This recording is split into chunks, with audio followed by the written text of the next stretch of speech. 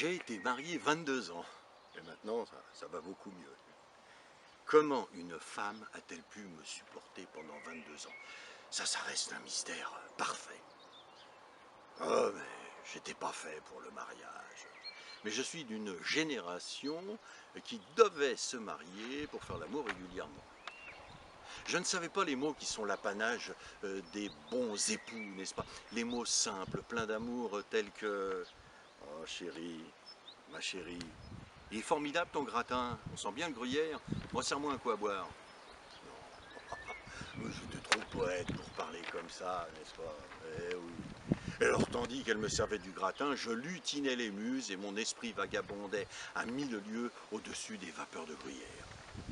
Parfois je lui lisais un de mes poèmes tandis qu'elle faisait la vaisselle. Je m'en souviens particulièrement d'un qui s'appelait « Le retour des renoncules ». Ah, quand j'avance, renoncule, comment veux-tu?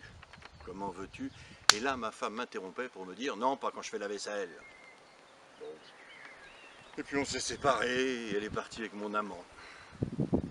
Allais-je me remarier? Oui, me disait mon ange gardien. Ta gueule, disait le diable. Ma tante disait marie-toi, et mon oncle lui répondait ta gueule.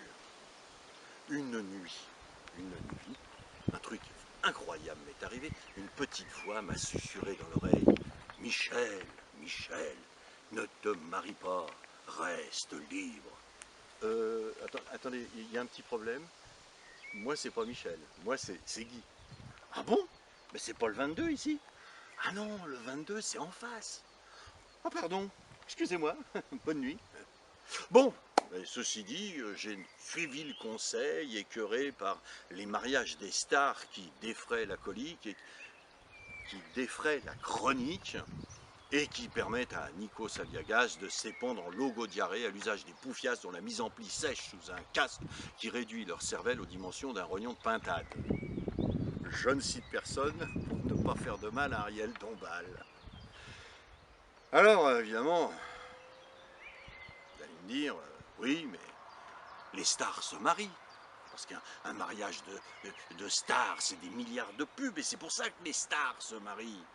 Parce que quand t'es star, l'amour, hein, tu marches dessus, et du pied gauche. Vous allez me dire, oui d'accord, mais alors dit l'amour, la chaleur du foyer, l'intimité, des soirées sur le canapé à se dire des mots tendres, les courses folles nues sur la plage, ah oui, bien sûr. Enfin, quand t'es star, la chaleur du foyer, c'est les répétitions, les concerts et les galas. Hein. Et le canapé, il n'y a que le chien qui en profite. Alors vous l'avez compris, pour les stars, le mariage, c'est de la pub.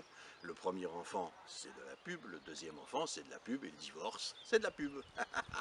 Voilà, 4 pubs gratuites, voilà la vérité, sans compter les radins qui se remarient. Remarquez, il faut dire que dans notre société, il faut reconnaître que la fidélité est bien vue. On l'honore, on la respecte comme jadis on respectait la virginité. Arriver vierge avant le mariage était un blason. Aujourd'hui, c'est la preuve que tu es imbaisable. L'hypocrisie recule. Ah oui. Comment veux-tu, comment veux-tu? Et là, ma femme me disait, non pas ce soir, j'ai des aftes. Alors, mesdames, messieurs, qu'est-ce que la fidélité? Eh bien, je remercie monsieur Argence de Méburne sur Yvette de nous l'avoir posé. La fidélité. C'est le goût prononcé pour quelque chose. Par exemple, moi, j'adore les huîtres. Donc, on peut dire que je suis fidèle aux huîtres. Bon, il n'y a pas de quoi casser 4 pattes à l'italienne. Puisqu'on en parle, tiens d'ailleurs, je voudrais revenir sur une pub que j'ai entendue juste avant le confinement sur une radio nationale, n'est-ce pas, qui faisait de la pub pour les huîtres de Cancale. Et cette pub disait le plus court chemin vers le bonheur, c'est l'huître de Cancale. Ben, c'est pas vrai. Même si j'aime les huîtres, c'est pas vrai. Il faut soutenir nos mytiliculteurs de la baie de Somme. Bah oui, bah oui. Le chemin le plus court vers le bonheur, c'est pas l'huître, c'est la moule.